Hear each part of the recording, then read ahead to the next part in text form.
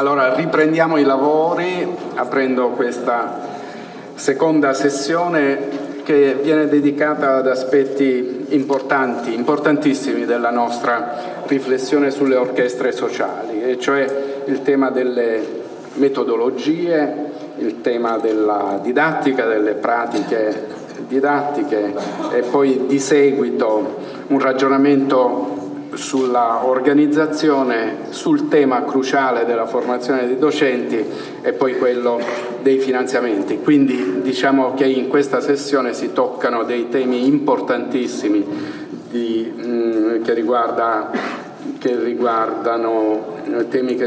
le orchestre sociali. Apriamo un primo fronte di riflessione che è dedicato a metodologie e didattiche, e quindi alle strategie didattiche, una riflessione sulle strategie e sulle tecniche didattiche per condurre un lavoro come quello delle orchestre sociali, e poi ci sarà un'esposizione che riguarda, anche frutto di discussioni che si sono tenute preliminarmente a questo incontro, sulla didattica, quindi sulle pratiche didattiche in un ambiente come quello in cui ci si trova a lavorare con le orchestre sociali, che, come è emerso già nelle discussioni precedenti a questa sessione, è un ambiente particolare, perché è un ambiente caratterizzato da eterogeneità, è un ambiente che necessariamente deve riflettere sul fatto che si è di fronte ad un ambiente eterogeneo e quindi, diciamo, fondamentalmente deve essere inclusivo. Questo è il fronte di temi che andiamo ora a discutere, ad affrontare, insieme con gli interventi di Paolo Perezzani, che interviene per primo. Abbiamo poi concordato che ci sia l'intervento di Naibet e di Johnny, quindi Anna Maria Capra, che sostituisce Sabina Colonna Preti, che non ha potuto essere qui con noi, comunque sempre in riferimento al progetto che avrebbe illustrato Sabina, quindi Giuseppe Mallozzi e poi Gianni Nuti. Allora chiederei a Paolo di avviare la sua relazione.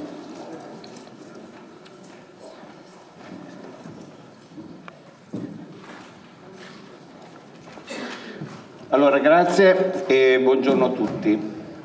Allora, io farò una cosa molto semplice, leggerò una serie di principi che abbiamo condiviso con un gruppo di lavoro e che però vengono da una storia. La storia è un po' quella che è stata ricordata anche da Dinko, è la storia che viene da un primo documento che era stato redatto ancora al tempo del, chiamiamolo tra virgolette, il vecchio sistema, ed era un documento che si intitolava Il sistema educare con e alla musica.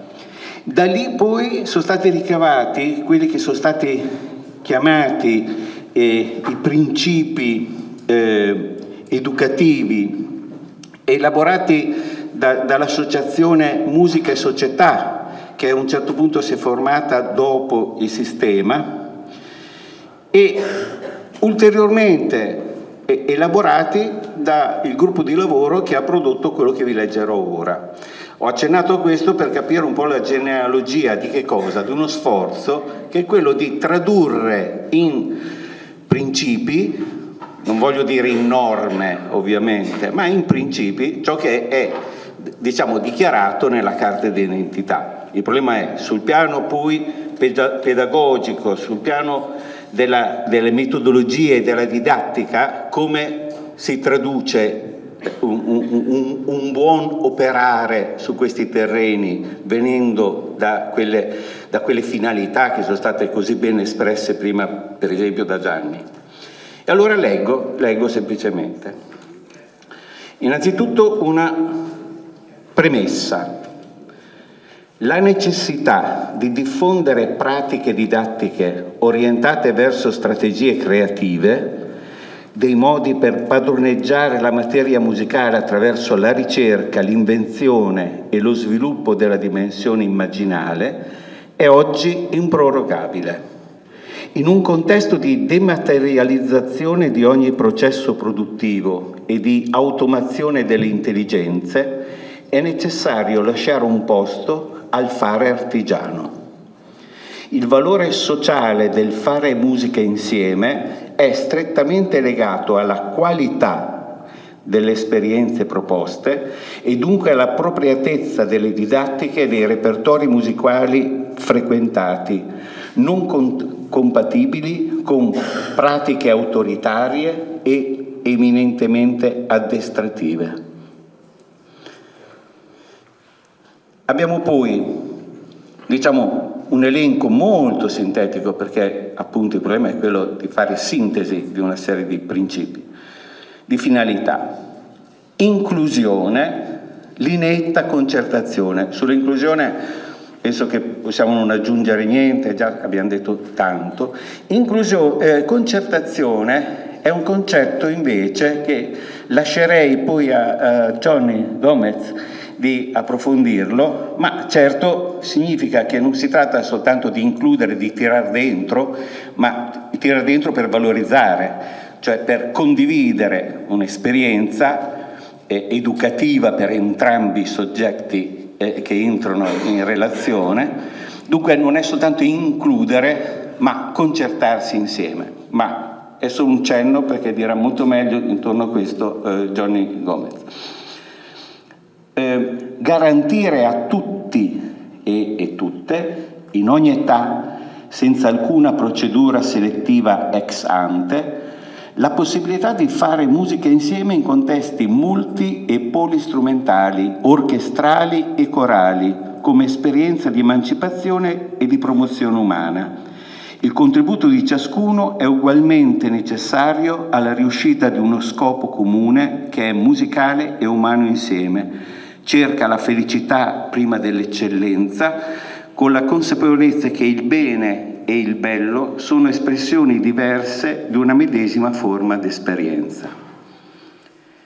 Fornire una formazione musicale di base utile a favorire anche un'eventuale prosecuzione degli studi musicali in contesti professionalizzanti. Questo significa che, certo, inclusione, concertazione, e poi nella vita succederà quel che succederà, ma laddove il bambino che inizia a 6 anni, eccetera, inizia un percorso, laddove in una qualche percentuale volesse continuare uno studio anche a fini professionalizzanti, certo gli abbiamo dato il massimo possibile del percorso possibile per una formazione di base necessaria e fatta bene, non so come dire. Quindi la qualità dell'insegnamento, altrimenti falliamo la cosa fondamentale, cioè pensiamo a un'educazione di serie B perché è inclusiva. Questo non deve mai accadere. Terzo punto di queste finalità: alimentare una sensibilità verso il fare artistico, sviluppando l'intelligenza creativa, cioè orientata verso la costruzione di mondi, attraverso la pluralità del vivere collettivo costituito da gruppi, famiglie, comunità locali. Poi un cenno sull'organizzazione. Cosa significa l'organizzazione della didattica? Per esempio, la professionalità degli operatori. Certo che questo è un dato irrinunciabile. La professionalità degli operatori trova spazio di piena espressione laddove può contare su adeguate strutture logistiche e strumentali. Ogni coordinatore referente sarà in possesso di un'adeguata preparazione didattica di base insieme a una significativa esperienza musicale e didattica specialistica. E al centro dell'azione educativo-didattica sta il fare musica d'insieme in contesti orchestrali e corali, attorno al quale si adotta un approccio multidimensionale e interdisciplinare, sistematico e coerente, capace di far vivere un'esperienza musicale nella sua interezza e complessità. ma anche formazione, ricerca e documentazione. Tutti i docenti sono costantemente ingaggiati in buone pratiche di progettazione, occasioni di scambi e partecipazione a momenti formativi. A tal fine i docenti documentano le proprie attività, cioè la base di una formazione reciproca in sostanza è dirsi cosa ho fatto io, cosa hai fatto tu e mettiamoci a confronto. Dunque una formazione peer-to-peer tra insegnanti, famiglie, stakeholders e naturalmente tra allievi e allieve, sia attraverso esperienze di tutoring formalizzato che in modo destrutturato e spontaneo. Gli insegnanti attivano formati classe a bottega, creando condizioni affinché il mutuo apprendimento avvenga nelle condizioni più favorevoli, accompagnando processi di scambio piuttosto che governandoli, facilitando un plastico adattamento di raggruppamenti strumentali, polistrumentali, proponendo pratiche didattiche e strategie differenziate e adattabili a contesti complessi e mutevoli, secondo la composizione e le dinamiche di gruppi coinvolti. Si valorizzano così tutte le specifiche capacità e competenze per il bene comune.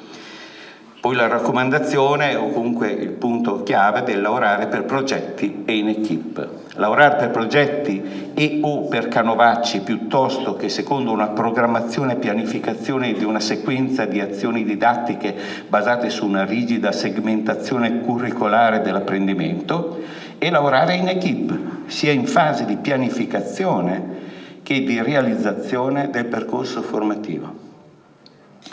Infine, alcuni suggerimenti, non certo metodi, suggerimenti didattici. Il primo è fare musica sempre, delle volte diciamo fare musica davvero, cioè cosa significa? L'apprendimento musicale pratico è fatto anche di controllo psicomotorio, di rinforzo muscolare, di allenamento aerobico, ma deve essere sempre ancorato alla dimensione dell'espressività esplorativa e creativa in contesti collettivi, limitando gli aspetti addestrativi e di training freddo. Cioè si fa musica, non si fanno esercizi, fine della parola esercizio. Proporre repertori, centralità dei repertori, va bene suonare insieme, ma che cosa? Promuovere un'idea viva della musica, non mero oggetto del passato, ma strumento di rivivificazione continua, di ripensamento e reinterpretazione. Considerare repertori popolari di ogni parte del mondo con finalità didattico-strumentali e multiculturali, proporre anche l'incontro con la musica di ricerca del nostro tempo e anche sollecitando i compositori a scrivere espressamente per i contesti in cui si opera. Questo delle volte si dimentica, ma certo anche la musica di oggi può essere pensata per delle competenze strumentali di livelli per esempio diversi. Condividere la scelta dei repertori con tutti gli insegnanti coinvolti e adattarli al contesto specifico nel quale si sta operando, considerando tutte le diversità e specificità che lo caratterizzano.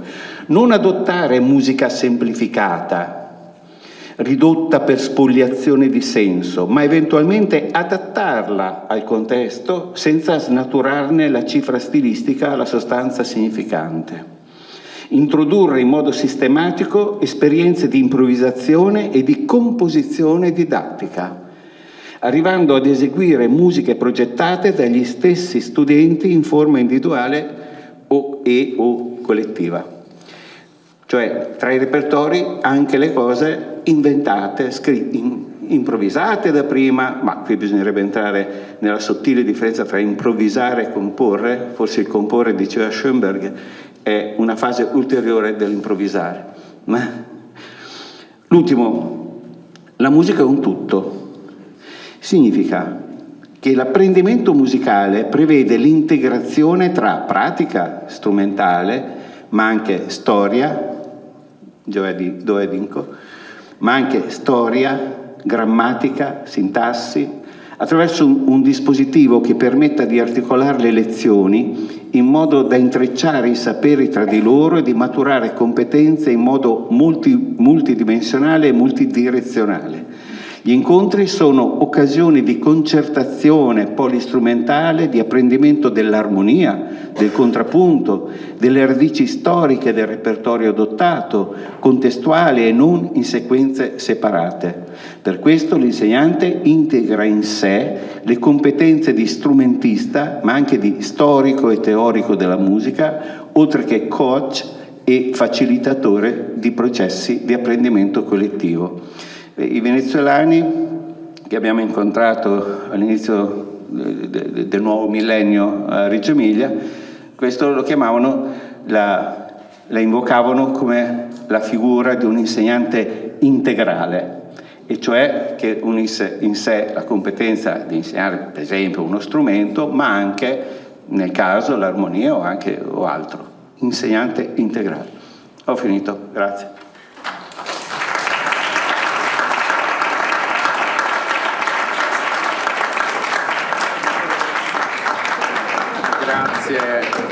Grazie a Paolo Perezzani per il suo intervento, che ha affrontato appunto nodi importanti che riguardano la metodologia, le pratiche didattiche, e ora passerei la parola a Naibet Garcia Lopez e Johnny Gomez Torres, che sono i creatori e fondatori del modello didattico Coro de Manas Blancas, e appunto ci parleranno, in qualche modo ha preannunciato alcuni concetti che per loro sono importanti, che sono quelli della pratica didattica come concertazione e poi della didattica che prevede il ruolo importante di un insegnante, di un modello di insegnamento. Loro parlano dell'insegnante integrale.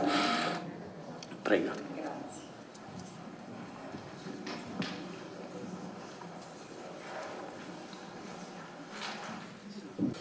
Niente, si corrisponde una volta?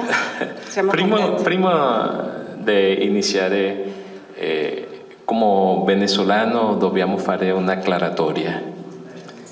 In questo momento il sistema in Venezuela continua crescendo tantissimo, non si è fermato. È un sistema che in questo momento diventa a 1.269.173 ragazzi facendo musica, iniziando con la orchestra, suonando, cantando e lottando, come diceva il maestro José Antonio Abreu. In questo momento, l'anno scorso, si è fatto il primo incontro a livello mondiale. 70 paesi hanno arrivato al Venezuela per vedere cosa si fa, cosa succede con la musica in Venezuela.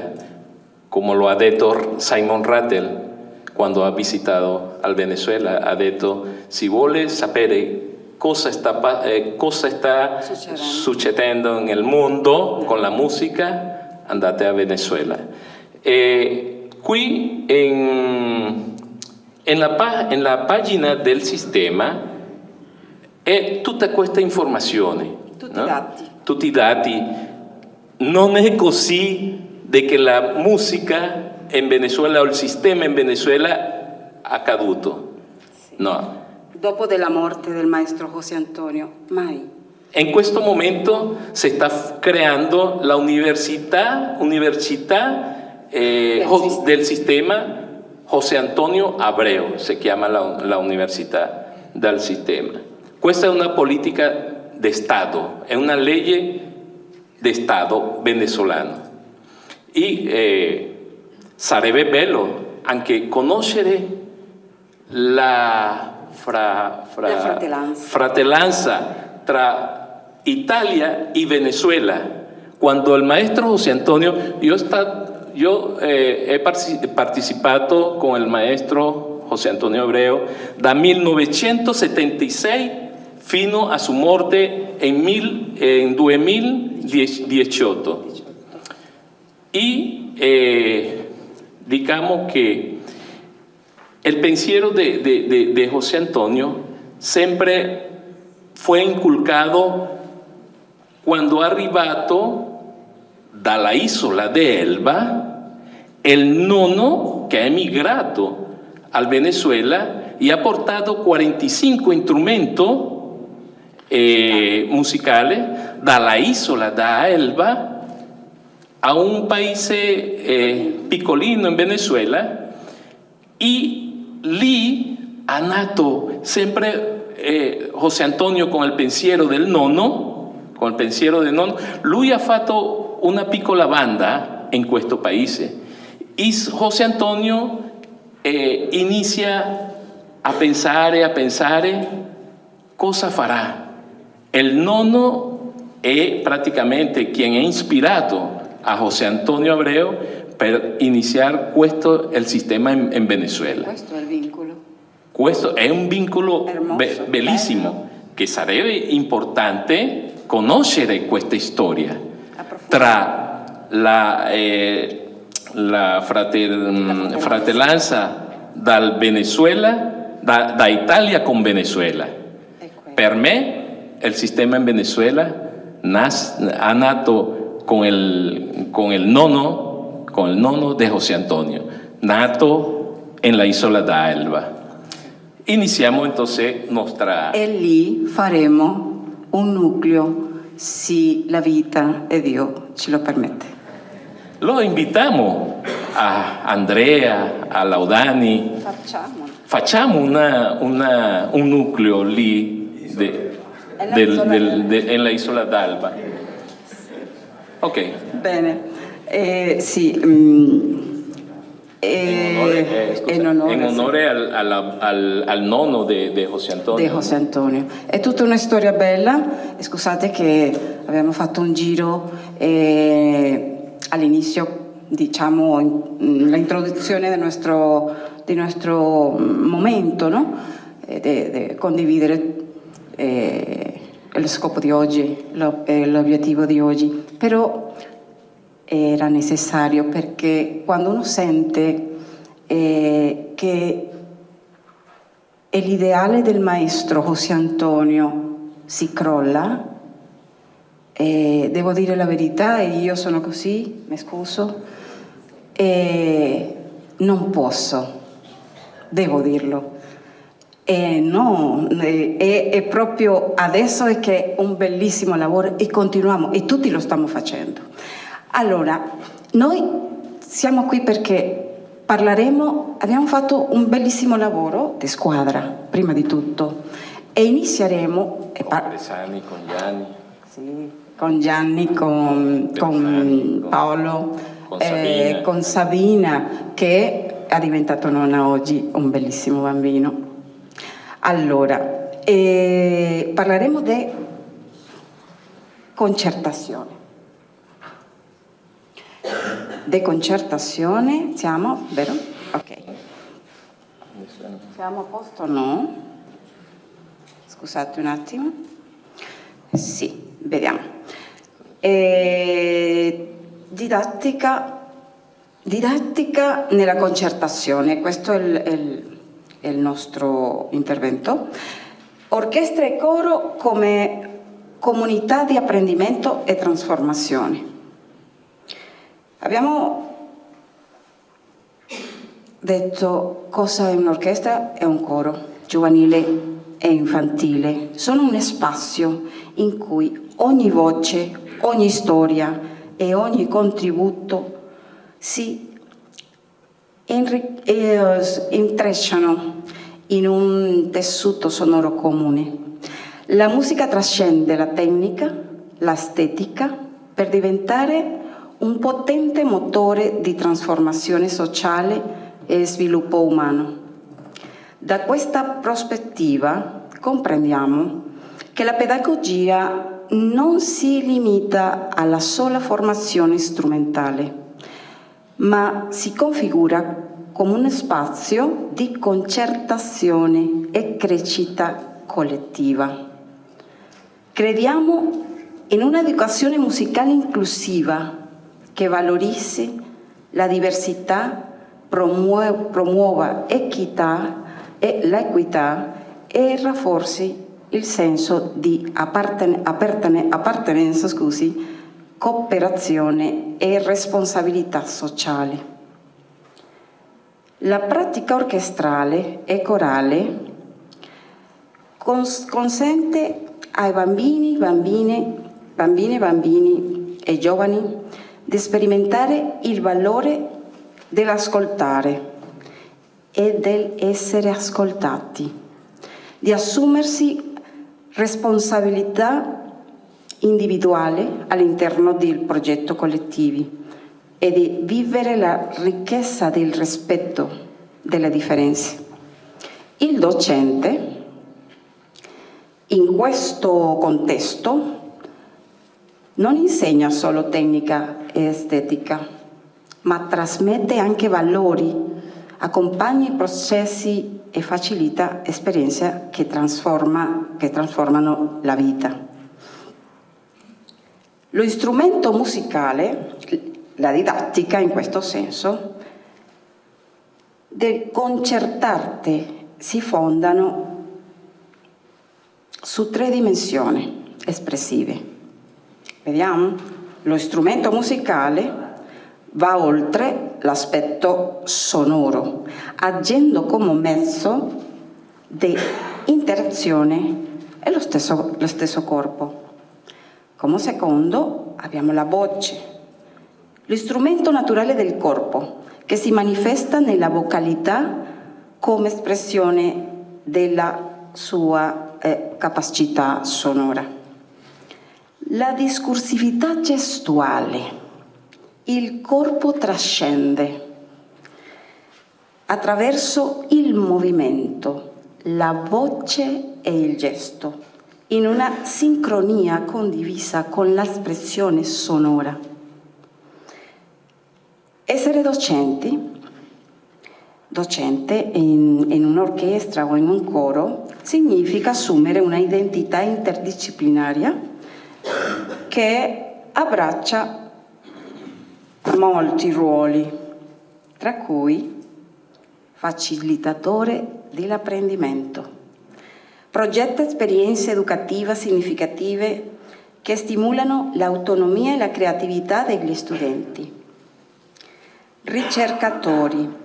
Analizza e riflette criticamente sulla propria pratica educativa, considerando le strategie didattiche come ipotesi di azione da verificare. Orientatore. Agisce come guida per lo studente, accompagnandolo nel processo decisionale e offrendole un supporto attivo. Promotore sociale. Interviene nella comunità per promuovere la partecipazione, la organizzazione e il coordinamento degli sforzi. Integra la comunità con l'orchestra e l'orchestra con la comunità. E dire la famiglia. Pianificatore, amministratore e valutatore. Integra i ruoli precedenti applicando un approccio sistemico e flessibile, partendo dalla identificazione dei bisogni degli studenti. Progetta strategie pertinenti, gestisce le risorse in modo efficiente, orienta e accompagna il processo di apprendimento, valuta continuamente i risultati e apporta i necessari aggiustamenti per rafforzare la qualità, la equità e l'eccellenza educativa all'interno dell'orchestra. La didattica concertata richiede un profilo di docente integrale, giusto, e una base di che non si define solo attraverso le sue funzioni, ma anche attraverso dei pilastri che sostengono la sua pratica educativa. E dire che questo docente integrale e questa base sono la formazione generale, che il docente integrale possiede una base di conoscenza ampia e variegata. Formazione pedagogica che comprende le competenze, il sapere, le abilità che permettono al docente di progettare, mediare e valutare i processi di apprendimento, stimolando una relazione significativa e motivante con la musica. La formazione specialistica, padronanza teorica e pratica delle diverse espressioni musicali, comprendendo strumento, voce e gestualità. Prassi musicale. Un docente integrale possiede la capacità di coordinare e facilitare pratica orchestrale e corale, gestisce attività come prove e concerti. Per questo abbiamo 6 momenti didattici per la concertazione in orchestra e coro. In questo contesto presentiamo una struttura composta da 6 momenti didattici, ognuno dei quali risponde a obiettivi specifici all'interno del processo formativo orchestrale corale, articolandosi in una sequenza coerente. Presentiamo questi momenti che sono fondamentali. Lo studio individuale, spazio dedicato allo studio personale e all'autoesplorazione musicale, in cui i giovani partecipano in modo attivo e autonomo alla costruzione del proprio apprendimento. Questo momento rafforza la capacità di autogestione e dell'autonomia dei bambini e dei ragazzi. Laboratorio di fila, attività collettiva che riunisce gli esecutori di uno stesso strumento intorno allo studio del repertorio. Questo spazio favorisce la identificazione e la risoluzione di problematiche tecniche specifiche, la definizione di criteri interpretativi e il consolidamento della identità timbrica della fila. Il laboratorio delle abilità diverse. È urgente considerare nell'educazione musicale 2 principi fondamentali. Il primo, il diritto inalienabile di ogni bambino e giovane a partecipare pienamente alla vita culturale e artistica, senza alcuna forma di discriminazione. Secondo, l'obbligo inderogabile degli adulti di creare opportunità e garantire l'inclusione di ciascun bambino e bambina, assicurando sempre pari condizioni per tutti. Crediamo fermamente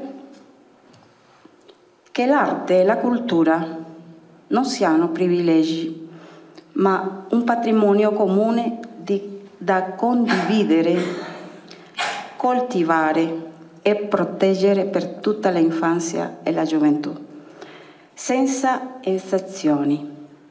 Da questa prospettiva, la inclusione non è un'aggiunta né una fase successiva. L'orchestra e il coro devono essere aperti alla diversità sin dal momento della loro continuazione. In questo senso, il laboratorio delle abilità diversi è concepito come uno spazio pedagogico per quei bambini o giovani che richiedono un'attenzione specifica prima delle prove sezionali e plenarie. Facilita la transizione verso momenti di gruppo più complessi, promuovendo una partecipazione attiva e sicura per i giovani con abilità speciali diversi. Laboratorio di sezione. Riunisce gli strumenti di una stessa famiglia separatamente, archi, legni, ottoni, percussioni, in un lavoro congiunto finalizzato a ottenere un'integrazione musicale più solida.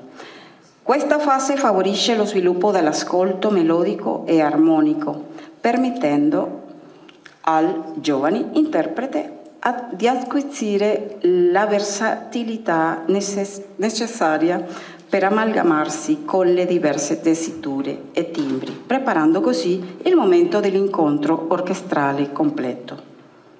La prova di orchestra è prova plenaria. Riunisce tutte le sezioni dell'orchestra e consente di valutare progressive le sfide tecniche, teoriche e artistiche. Questo momento è chiave. Orienta strategie che rafforzano sia il lavoro individuale sia quello collettivo. Il concerto rappresenta il culmine del processo pedagogico e artistico e il risultato dell'impegno, della responsabilità di ciascuno partecipante, rafforzando la propria identità come artista e come membro attivo della comunità orchestrale. Il concerto è la celebrazione collettiva dello sforzo, della dedizione e della trasformazione che ogni giovane vive attraverso l'apprendimento musicale. Un altro punto c'è per finire, i violini per le scuole, una produzione sociale dalle scuole. Proponiamo di integrare lo studio della liuteria all'interno dell'orchestra sociale come naturale estensione della pratica musicale. La liuteria non deve essere una disciplina isolata, bensì parte organica all'orchestra, condividendo gli stessi principi di cooperazione, di apprendimento collettivo e senso di apertura. È fondamentale che i bambini comprendano come funziona il loro strumento, come si assembla e si regola e si cura il suo strumento. Questo accelera il loro progresso musicale, migliora la intonazione e rinforza il legame con l'orchestra. Il progetto si articola intorno a 3 assi fondamentali: formazione e qualificazione in liuteria, servizio integrale di manutenzione e riparazione, produzione di violino della scuola per le scuole. Abbiamo l'esperienza, la metodologia e la visione. Questo è un passo trasformativo per il futuro delle nostre orchestre sociali. Grazie.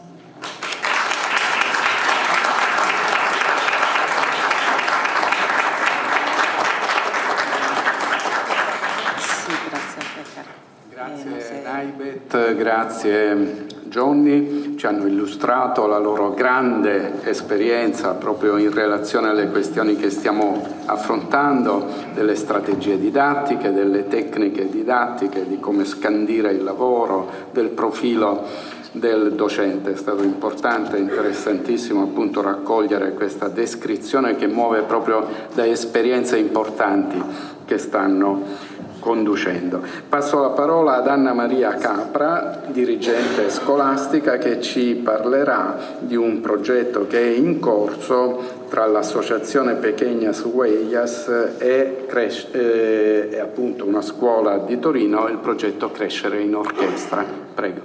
Allora, mi diceva Isabella che diciamo, la presentazione, diciamo, dell'attività la faremo oggi pomeriggio, ma colgo l'occasione per riportare i saluti di Sabina, ricordando e ringrazio dell'opportunità di essere stata invitata. Sabina Colonna Preti ha fondato il movimento di Pequeñas Huellas e ha lavorato con Johnny Naibet, anzi anch'io all'interno dell'istituto negli anni abbiamo avuto l'onore di lavorare con Johnny Naibet, e all'interno del nostro istituto, vedremo oggi, abbiamo cercato di realizzare proprio tutto quello che Johnny e Naibet stavano presentando. Ecco, un aspetto importante di fronte diciamo alla esposizione di chi mi ha preceduto rispetto alla dimensione anche più psicopedagogica. Ecco, ricordo che a monte un approccio filosofico di riferimento psicopedagogico è proprio quello di Feuerstein. Ecco, tutto quello che noi abbiamo cercato di realizzare all'interno dell'istituto, e non solo del nostro istituto ma all'interno del territorio, perché a Torino vedremo abbiamo anche una grande orchestra di più di 250 elementi, una rete interistituzionale, è l'approccio di una pedagogia ottimistica, come diceva Ruben Feuerstein. Ogni essere umano è modificabile, i cromosomi hanno l'ultima parola, e quindi proviamo a unire dal punto di vista diciamo teorico l'idea della modificabilità dell'essere umano, che già negli anni 50 veniva presentato dallo psicologo rumeno e che trova una sua realizzazione all'interno degli studi delle neuroscienze. Siamo più dei nostri geni, e quindi l'idea che l'ambiente, quindi tutto il lavoro di cui si parlava anche nelle relazioni precedenti, della costruzione di un ambiente, direbbe Feuerstein, modificante, l'ambiente che è l'ambiente fisico ma anche relazionale, e questo è proprio lo spazio anche delle nostre orchestre, e quella trasformazione che realizza la musica è una trasformazione degli ambienti che non riguarda solamente l'istituto scuola, ma riguarda tutto il territorio. Infatti quello che stiamo cercando di realizzare, e in questo colgo già l'occasione di ringraziare anche la dottoressa Spadolini, che ha avuto grande fiducia nel lavoro che stiamo realizzando, è l'idea di passare dall'aula all'orchestra di quartiere, come dicevamo prima, proprio un territorio che si trasforma attraverso la musica, attraverso l'intenzionalità dei docenti e dei formatori, e attraverso l'idea e la pratica di costruire ambienti che rendano possibile, e qui uniamo l'altro elemento teorico, quello dell'ICF, cioè il funzionamento. Partiamo dal funzionamento, una pedagogia ottimistica che punta proprio a rendere, in questo caso la musica d'insieme,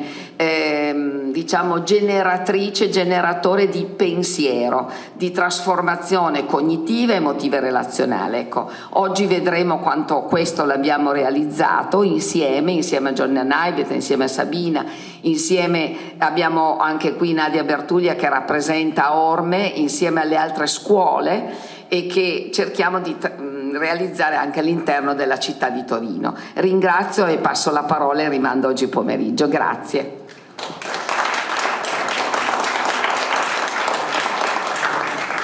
Grazie ad Anna Maria Capra. Avremo poi opportunità nel pomeriggio di avere dettaglio rispetto a questo progetto. Passo la parola proprio all'animatore di un'orchestra di quartiere, l'Orchestra Sinfonica dei Quartieri Spagnoli, Giuseppe Mallozzi.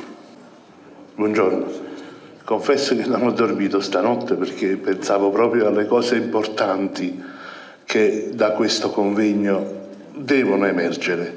Io condivido quello che Gianni ha detto prima. Io penso che siamo all'apice di un percorso, di una prima parte di un percorso che ha avuto, e in questo ringrazio molto Isabella e Annalisa Spadolini, Gianni e tutti quanti voi, perché abbiamo fatto una prima parte di percorso dove abbiamo preso consapevolezza di quello che facciamo.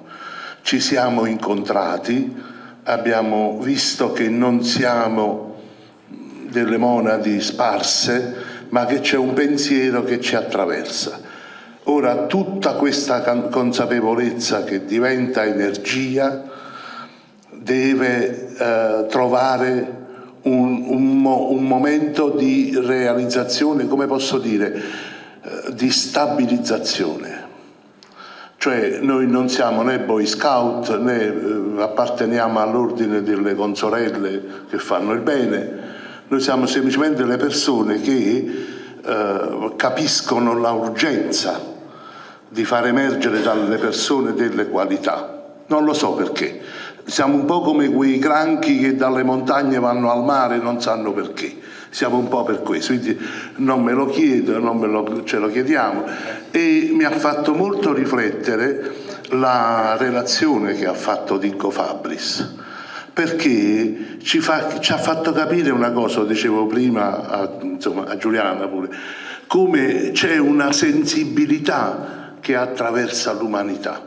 C'è una sensibilità, c'è qualcosa che abbiamo come l'intelligenza, come anche una sensibilità che ha attraversato le epoche e che ci porta a fare musica e soprattutto a far fare musica. Perché? Mi sono chiesto. Fare musica è un'esperienza antropologica. Perché noi quando facciamo musica, noi pensiamo di fare il mi e il sol, ma noi non facciamo il mi e il sol, noi facciamo quello che sta in mezzo al mi e al sol, cioè noi creiamo relazioni e noi al di fuori di una relazione non ci possiamo nemmeno pensare, cioè noi stessi siamo oggetti di una relazione e viviamo in base alle relazioni, quindi evidentemente la musica è lo specchio di quello che siamo e sentiamo questa esigenza di realizzarla, di esternare qualcosa che noi siamo. Questo è molto importante, quindi io credo, poi prego al momento opportuno, senza remore, dimmi vattene e stiamo a posto. Allora, dicevo 7 minuti sapevo io, allora dicevo così, ora tutto questo si deve tradurre, scusate che dico si deve, in una proposta di legge chiara che renda stabili quello che noi facciamo. Lunedì il mio presidente Enzo De Paola, lunedì, che è stata la persona che ha detto io voglio investire sulle persone, va bene? Lunedì andrà in banca a chiedere un prestito. Capite? Cioè io stesso anticipo spesso le cose e non è possibile, perché sembra quasi che noi facciamo questo per una felicità nostra. Certamente c'è la felicità nostra, ma c'è quasi un interesse narcisistico di fare. Non è così. E sarebbe un dolore grande per ognuno di noi arrivare a un punto di dire mi devo fermare. Perché questo? Perché sarebbe un dolore grande? Perché noi quando operiamo con i giovani e le giovani, noi liberiamo energie e queste energie devono uscire. Se implodono era meglio che non facevamo nulla. Io mi ricordo, io ho operato alcuni anni fa al carcere minorile Filangieri, va bene, si fecero un sacco di cose, venne Gine Paoli, la premiata Forneria, fecero il teatro, tutto, e facevamo noi delle cose lì. A un certo punto finì tutto, io ho visto i ragazzi piangere, perché dicevi io mo che faccio? Cioè tu gli hai dato una libertà interiore, dopodiché lo richiudi nella cella di se stesso. Allora io prego veramente Annalisa nel suo ruolo grande, se voi andiamo tutti quanti, tutte le orchestre ci riuniamo sotto al Parlamento e facciamo un flash mob, dici ma qua non ci diamo, se non ci facete una legge, cioè io penso, io per me sono favorevole, stiamo là in pianta stabile che tende, non ci diamo là finché non fanno qualcosa in questo senso, va bene? Ora, premesso questa cosa, sarò molto breve. Volevo condividere con voi un'esperienza di didattica, perché poi il lavoro con le orchestre, devo chiudere? No. Perché nel pomeriggio c'è la parte di va bene. Va benissimo. Allora solo una cosa, noi parliamo delle esperienze delle orchestre per quanto riguarda un punto di osservazione, cioè il lavoro nell'orchestra e con i ragazzi. Però io mi sono accorto che Annalisa è venuta a trovarci ed è stata una gioia enorme, ma io mi sono accorto che noi facciamo anche un'azione esterna. Cioè noi siamo anche come posso dire, un momento culturale importante per il territorio. Noi stiamo con il nostro auditorium in un vicolo dei quartieri. Giuseppe è venuto, tu hai iniziato, Andrea, quindi siamo in una strada che si chiama Spaccanapoli, vabbè? E l'auditorium, quando facciamo le prove, lì sentono tutti. Io mi ricordo l'anno scorso mi sono operato al ginocchio, è stato 2 settimane non abbiamo fatto le prove, sono andato a fare le prove, mi ha fermato un signore, ma non suonate più? Come no? Sì, facciamo, mi sono fermato. Perché dice, ma perché se noi sentiamo tutto, sembrano tutte là, cioè mi sono commossa a questa cosa, perché io ho pensato a Dario Fo, per carità, ma lui che portava il teatro nelle fabbriche, cioè noi ci intramiamo nel territorio, quindi c'è non solo un'azione interna, didattica, tutto quello che vogliamo, ma c'è un'azione sul territorio di cultura dal basso. Fare cultura significa regalare consapevolezza alle persone. Significa regalare consapevolezza di essere cittadini. Questo certamente noi siamo eversivi in questo senso, sicuramente siamo eversivi, veramente, perché noi facciamo un lavoro che mette in crisi il potere. E allora c'è una doppia azione all'interno e all'esterno. Per quanto riguarda la didattica, si parla oggi pomeriggio di questa cosa, benissimo. Quindi io auspico, so che a Bado, Pietro Grossi, hanno lasciato dei disegni di legge in questo senso. Va bene? Mi dispiace molto che un direttore d'orchestra molto importante, che è Riccardo Muti, non faccia nulla per questo. Perché lui è venuto spesso a Napoli, quando viene fa tutta la sua predica, anche i suoi sketch molto simpatici. E io quando venne a Napoli io dissi, guardi maestro, lei ha detto delle cose importantissime, bellissime, però lei se ne va a Chicago e ci si è visto, perché non si fa promotore, capofila, lei ha una credibilità internazionale, noi la seguiremo tutti.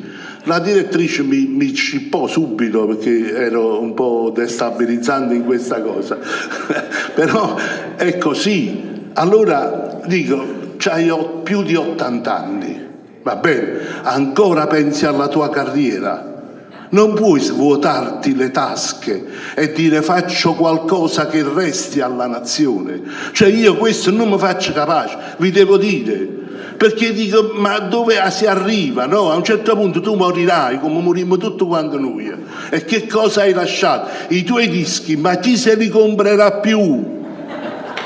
Cioè, ma è vero, quando poi potrebbe fare una cosa che intitoleremmo delle piazze. Io questo dico, quindi facciamo anche un appello a Riccardo Muti, perché invece di parlare, perché poi, parentesi, Enzo De Paolo faceva parte della musica live, va bene, lui dice sempre cagagna miseria, a Napoli si dice in un modo... Però sì, 500.000 euro a Ravenna Festival, sì, mettiamo, va bene, vi lascio lavorare, arrivederci. Cioè poi alla fine il succo è questo, capite? Allora ci sono dei grossi personaggi, anche Uto Ughi, che mo il ministero ha messo lì, no? Uto Ughi una volta mi disse sì, è importante questo lavoro perché noi facciamo il pubblico domani, ma ci se ne frega di fare il pubblico. Cioè noi che dobbiamo creare menti, consapevolezza, sviluppare ricchezze interiori che sono ferme e sopite. Chi se ne frega di fare il pubblico? Vieni tu a fare il pubblico a noi. Cioè, questo è. Quindi io penso che si potrebbe emergere, perché ora siamo a questo passaggio, cioè o noi facciamo questo salto o altrimenti sarà bello incontrarci. ci abbracceremo e baceremo, ma nulla di più. Bene. Quello che dice lui è così.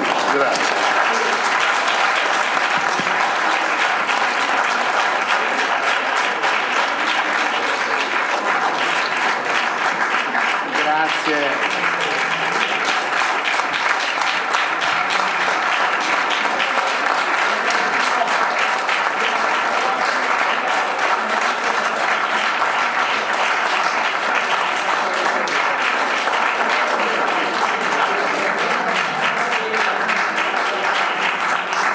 Grazie a Giuseppe Mallozzi che ha detto delle cose importanti che già ci portano, diciamo, al secondo momento che avremo di questa sessione, cioè alle questioni dell'organizzazione, anche della formazione dei docenti, ma anche delle risorse finanziarie.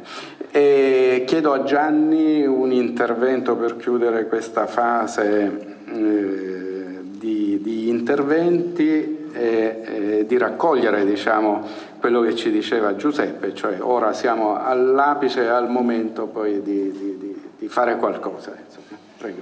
Sì, Giuseppe è un energizzante, diciamo, incarnato. Ecco, dopo un intervento di Giuseppe dobbiamo alzarci tutti e andare in piazza a manifestare. Non lo possiamo fare adesso. Io non voglio rubare tempo perché è già molto tardi.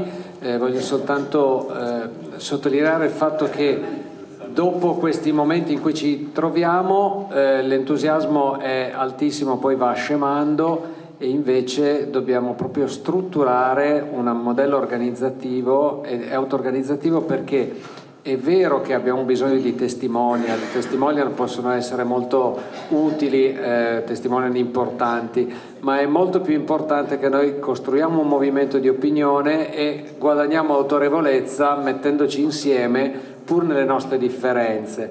Ecco, rispetto al documento che avete visto illustrato da Paolo, io credo che sia un documento aperto a varie possibilità. Johnny e Naibet hanno diciamo dato una delle possibilità anche di organizzazione e di strutturazione delle organizzazioni interne, ecco. Però il documento apre ad altre formule e questo è importante che sia sottolineato.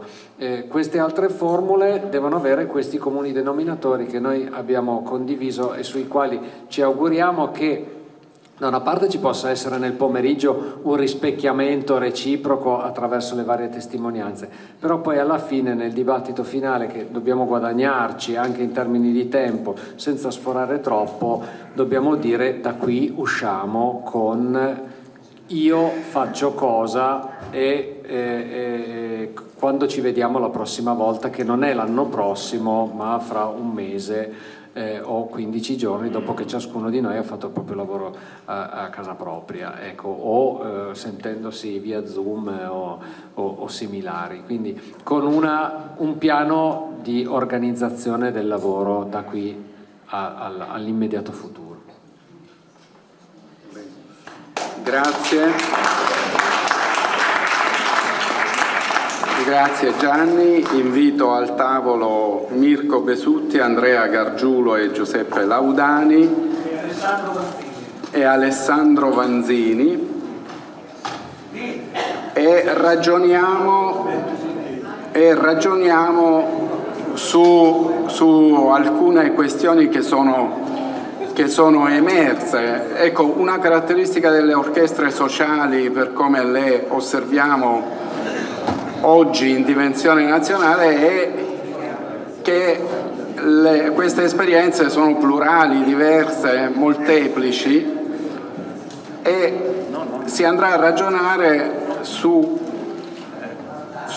questo, cioè sui profili organizzativi di queste esperienze. Qualcosa ci ha detto Gianni Nuti rispetto al profilo, cioè al disegno che in qualche modo possa essere comune, e forse il concetto di no profit o di profit solo generativo è qualcosa che può accomunare tutte queste esperienze come modello organizzativo. Affronteremo con gli interventi che verranno la questione cruciale della formazione dei docenti, cioè rispetto all'esperienza delle orchestre sociali, qual è la figura docente che può risultare efficace, motivata, quali sono le competenze essenziali rispetto all'esperienza delle orchestre sociali che richiediamo al docente. Eppure su questo bisogna trovare una sintesi, una convergenza. E poi la questione fondamentale, che è quella di come dare struttura, di come dare forza a queste esperienze attraverso appunto il reperimento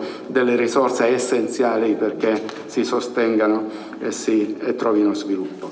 Quindi chiederei a Mirko Besutti e insieme ad Alessandro Vanzini di intervenire su questi temi dell'organizzazione dei finanziamenti. Prego. Buongiorno a tutti, sono Mirko Besutti. A me tocca fare una parte che però mi sento di dire che è conseguente a quello che ha detto Giuseppe. Si sente troppo? Non ho capito. Ah, c'è il gradino? No. Sì. No, non facciamo nulla. Perché? Perché credo che la questione delle risorse sia centrale e fondamentale. Non voglio neanche fare quello imparato, perché sennò mi sento sempre dire ma voi in Emilia Romagna, è un classico che mi sento dire tutte le volte che faccio degli interventi. Io sì, sono presidente dell'Associazione Italiana delle Scuole di Musica e anche presidente dell'Associazione della Regione Emilia Romagna Assonanza delle Scuole di Musica. Con me c'è il professor Alessandro Vanzini, che fa parte dei direttivi di tutte e due le associazioni. Io vi porto un'esperienza concreta che si potrebbe attivare in tutte le regioni d'Italia. Io sono stato per 40 anni direttore di una fondazione scuola di musica, perciò sono avvezzo a bilanci, e però abbiamo trovato, tu Alessandro manda avanti, che cosa? Noi ci abbiamo messo 25 anni, non è che ci sia caduta dal cielo, 25 anni di rapporti con le istituzioni, con la politica, con la buona politica, e abbiamo una legge regionale che fissa alcuni criteri, alcuni parametri, come il riconoscimento delle scuole, non l'accreditamento, il riconoscimento. Però mi sento di dire a Annalisa che potrebbe essere come parametri, come il piano delle arti. Quando noi abbiamo fatto come fondazione l'iscrizione al piano delle arti per il riconoscimento, più o meno i parametri sono quelli lì, più o meno. Ma cosa abbiamo fatto? Noi abbiamo la legge del 2018, ci sono vari articoli, vai avanti, e cosa succede? Che questa legge ha diverse sfaccettature. C'è l'articolo 3, che poi parlerò più approfonditamente, l'articolo 5 che dà finanziamenti alle bande, ai cori e alle scuole di musica. In questo caso abbiamo messo tutti insieme, invece a livello nazionale sembra che ci sia una gara a chi riesce ad escludere gli altri, scusate se lo dico, ma insomma è una cosa abbastanza... Però questo messo in fila delle buone pratiche con dei finanziamenti non eccelsi, però insomma, e poi c'è tutta la parte dell'articolo 8, vero Alessandro, che è quella sulle produzioni dei giovani artisti, che c'è la Music Commission in Emilia Romagna. Perciò voglio dire, credo che abbiamo avuto anche un problema di risorse, perché come tutte le regioni il problema delle risorse è abbastanza cogente. L'Emilia Romagna ha sforato la sanità in maniera devastante e ha messo a rischio tutti i finanziamenti anche per le altre attività, perché la sanità viene prima. Si parla di 1 miliardo di euro di sforamento. E allora, e questo grazie alla dirigenza, ai dirigenti, non ai dirigenti della regione. L'articolo 3 Cosa prevede l'articolo 3? Alessandro, è qua o è dopo l'articolo 3? Vado avanti così. L'articolo 3 prevedeva che le scuole di musica riconosciute in team, cioè si mettono insieme, ma in partnership con le scuole dell'obbligo, fondamentale, perciò istituti comprensivi, direzioni didattiche, istituti anche secondari di scuola media superiore, potessero fare progetti di pratica strumentale inclusivi, e questo ha fatto sì che ci sia extrascolastici e gratuiti. Perciò quando io con Isabella posi questa questione 2 anni fa, se ti ricordi Isabella, ma dico, ma questo si possono considerare orchestre sociali? Comunque, e abbiamo anche forse discusso su queste questioni, no? Sociale, non sociale. Ecco, qui sono aperti a tutti in collaborazione con le direzioni didattiche, gli istituti comprensivi. Cosa succede? Che questi fondi vanno man mano, essendo fondi regionali, diminuendo, partendo dal 2018, e 2 anni fa, per merito del dirigente del settore, anzi, del dirigente massimo del settore Morena Diazzi, vengono dirottati sul Fondo Sociale Europeo, utilizzando la lettera K. Lo dico questo perché potrebbe essere una prassi che riusciamo anche a esportare questa cosa. Perché cosa dice la lettera K? Dice che la lotta alla povertà educativa si può fare anche attraverso la musica. È l'uovo di Colombo, me ne rendo conto. Allora, questa roba ha generato sicuramente una problematica, che è quello di fare i progetti europei e le rendicontazioni, che vi posso garantire che è una roba molto complicata, e le scuole di musica si sono dovute attrezzare. Qui abbiamo il massimo esperto, per cui me lo sono preso con me, perché io non ho fatto le rendicontazioni, lui sì, può essere molto più esperto di me in questa questione. Ma ha anche generato che l'anno scorso sono stati 2.258.000 euro di finanziamenti. Poi vi dirò anche i numeri, ma alla fine di questa cosa. Alessandro, l'ultima slide, vai avanti. E quest'anno, bando che è uscito adesso, che scade il 27 maggio, 2.500.000 euro. Poi vi dirò cosa ha generato. Voglio dire, perché questa cosa non la esportiamo? È possibile. Se lo facciamo lì, perché non si può fare dalle altre parti. Il fondo sociale è di competenza regionale, giusto? È una scelta politica, quella di declinare la lotta alla povertà educativa attraverso la musica, ok? Coinvolgendo le scuole di musica, coinvolgendo le scuole dell'obbligo. Poi sappiamo che se abbiamo problemi di accesso alla scuola, perché dopo un certo orario non si può andare, non è polemica troppa questa, ma lasciamo in mano anche qualcuno che ha le chiavi della scuola, ma questo lo sappiamo. Però insomma, credo che sia una buona pratica, secondo me, che possiamo insieme. Io sono disponibile anche, avendo l'esperienza di 7 anni di gestione di questi aspetti, sono disponibile anche come Presidente nazionale a essere a vostra disposizione per poter comunque chiedere incontri, chiedere di essere almeno uditi dagli assessori competenti per i fondi sociali delle regioni. Adesso Alessandro continuerà, è vero, dal punto di vista brevemente tecnico. Vai. Molto brevemente vi spiego così in maniera tecnica cosa prevede questo avviso. I destinatari sono gli studenti e le studentesse della scuola primaria, secondaria di primo e secondo grado e gli istituti e gli enti di formazione professionale. Quindi il bando si rivolge a questa popolazione, diciamo, di studenti e studentesse, tendenzialmente dando parità di accesso a tutti. Quindi questo è uno degli obiettivi principali. Chiaramente stiamo parlando dell'obiettivo K, quindi per forza di cose, ma è proprio uno anche delle priorità che dà punteggio, diciamo, per accedere a questo finanziamento. Le attività devono essere aggiuntive rispetto alla l'offerta formativa dell'istituto, dell'istituzione scolastica, e in extrascolastico, quindi devono completare l'offerta formativa e devono essere fuori dall'orario scolastico, proprio come opportunità di raccogliere ancora una volta gli studenti, farli stare assieme attraverso l'opportunità della musica.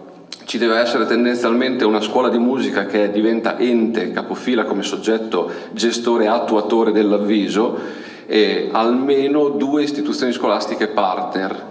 Inoltre possono essere partner anche altre scuole di musica, 1 o più scuole di musica, che lavorano evidentemente nel proprio territorio di riferimento con le proprie istituzioni scolastiche e con le quali magari hanno già rapporti. Quindi tendenzialmente un soggetto attuatore, 1 o più scuole di musica partner e almeno 2 istituzioni scolastiche partner.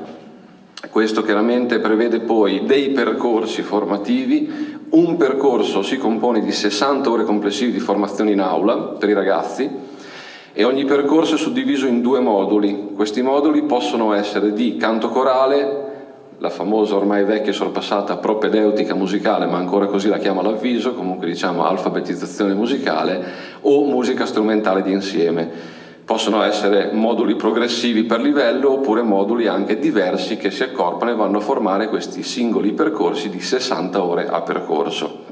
Ogni istituzione scolastica ha diritto ad avere un percorso finanziato, quindi se siamo su più plessi bisogna fare la scelta, è un finanziamento per ogni istituzione scolastica. Tendenzialmente chi può fare domanda? Le scuole di musica riconosciute dalla Regione Emilia-Romagna. In questo caso l'avviso è appena uscito, è in corso, e quindi le scuole di musica che hanno fatto richiesta di riconoscimento verrà poi verificato l'effettivo riconoscimento durante quando faranno la graduatoria, insomma dovremmo essere soggetti riconosciuti. Le priorità sono quelle di cui stiamo parlando oggi. Quindi pari opportunità, non discriminazione, interculturalità, queste sono priorità che danno appunto accesso al finanziamento in maniera prioritaria. Io dirigo 3 scuole di musica nella provincia di Ferrara, anche in territori dove sono aree interne. Quindi per noi, esatto, le famose Maidas, per noi, ma possiamo parlare anche delle zone montane, cioè è determinante. Questo bando dà veramente l'opportunità a tutti di essere raggiunti e messi nelle condizioni di avere occasione di esprimersi in maniera sociale, condivisa, peer-to-peer con gli altri.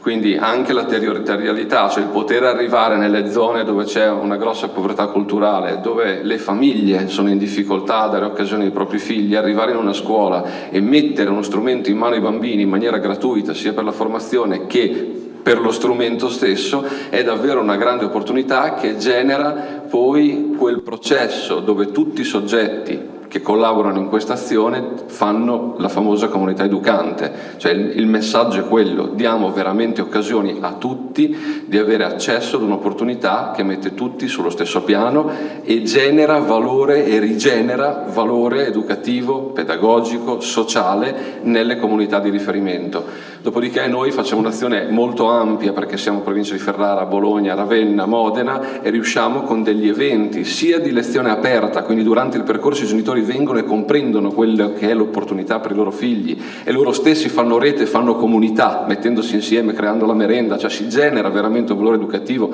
e sociale importante, fino alla restituzione. Non ci piace chiamarle performance o concerti, sono restituzioni perché sia per gli studenti che vivono un momento di restituzione di quello che hanno appreso e fatto e costruito insieme, sia per le famiglie, ma per le amministrazioni che investono, magari tenendo la scuola aperta, fornendo i collaboratori per i locali, le associazioni che mettono a disposizione locali nella comunità, ma anche la comunità stessa, un momento di restituzione pubblica nella comunità, nelle feste di piazza, di paese e così via, e lì ci ritorna davvero tutto il lavoro per il quale in questo caso la Regione ha trovato il grosso dei finanziamenti, quindi un lavoro importante.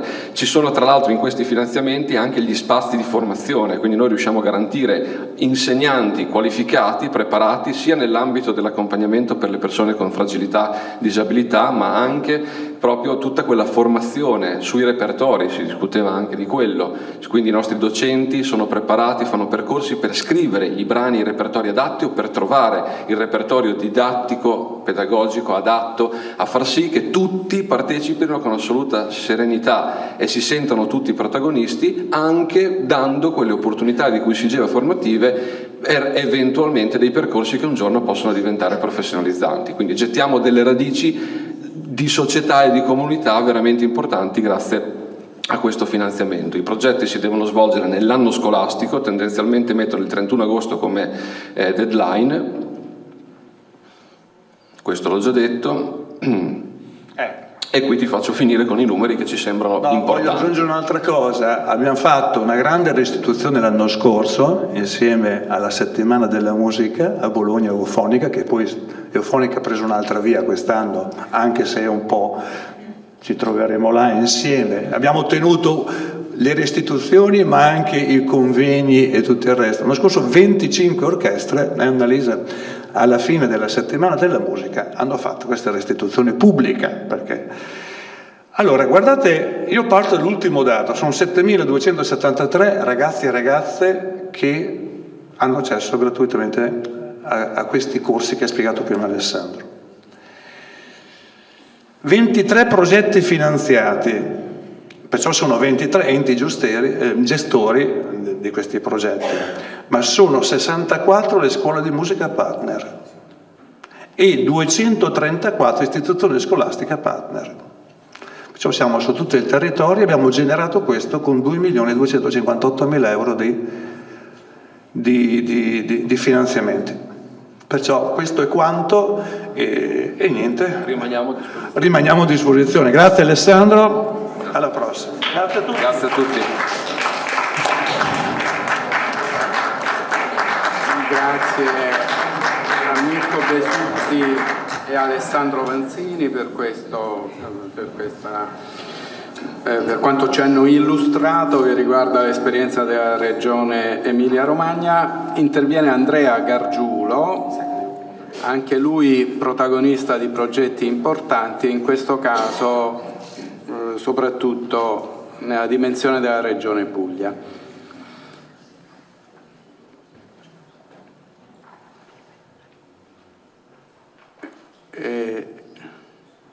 Giuseppe, tu intervieni dopo o insieme? Insieme, allora fanno la relazione Andrea Gargiulo insieme e Giuseppe Laudani.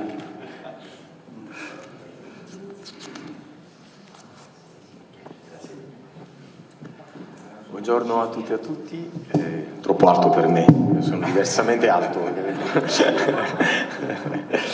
E vabbè, come ben diceva Mirko e come ben ha sollecitato Peppino, il discorso delle risorse non è secondario, anzi è vitale e ovviamente ci apre a una serie di problematiche che sono abbiamo tentato di sintetizzare in queste slide, legate soprattutto appunto a che cosa è l'orchestra sociale. Qui richiamo un pezzetto di carta d'identità, a che si ispira, ma soprattutto come viene declinata.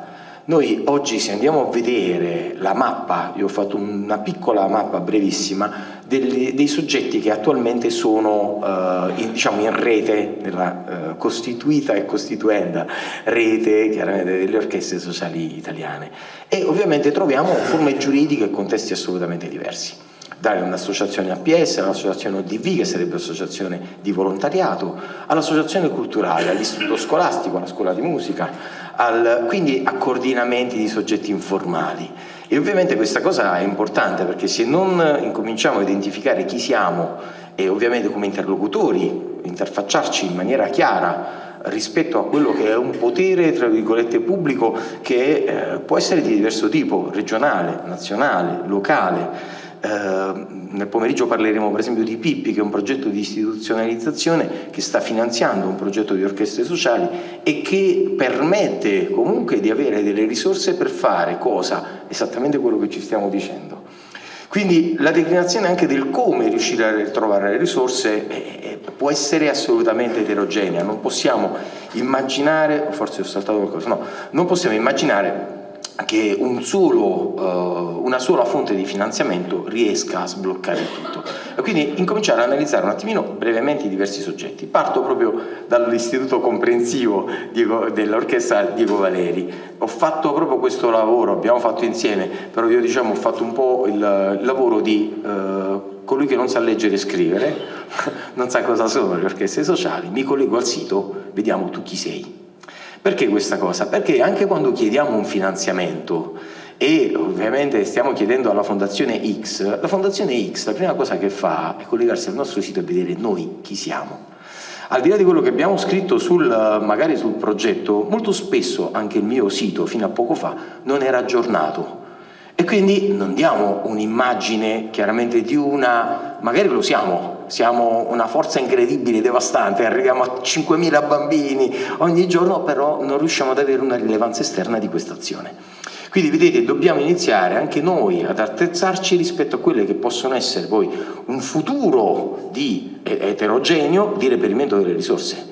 E questo futuro parte da questo vincolo, tra virgolette, per le APS. L'APS ha l'obbligo di avere un sito istituzionale dove scrive anche una parte di trasparenza, scrive quanti soldi pubblici avete avuto nel 2024, pubblicazione del bilancio, pubblicazione del direttivo, quanti soldi hanno percepito i componenti del direttivo per attività legate all'associazione. Quindi non sono orpelli, non sono particolari, sono la vita di chi ci aspetta, se vogliamo strutturare questo tipo di discorso.